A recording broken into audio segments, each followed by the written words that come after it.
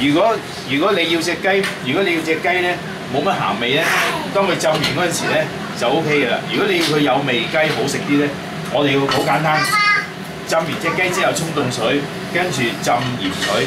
咁啲鹽水點整咧？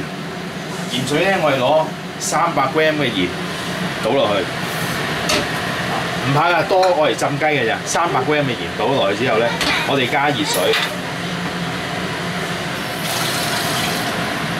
嗱，加咁少夠㗎啦，我係用咗啲鹽嘅啫。鹽咧你就唔同糖嘅，糖咧你擺喺度佢會溶，鹽咧你要攪嘅，如果唔係咧佢黐埋一嚿嘅。我哋少少水溶咗鹽先，溶完之後咧就攞個大煲開一啲凍嘅水落去整凍。嗰煲水咧浸雞煲水一定要凍嘅，一定要凍嘅鹽水嘅。咁我哋冚住佢先。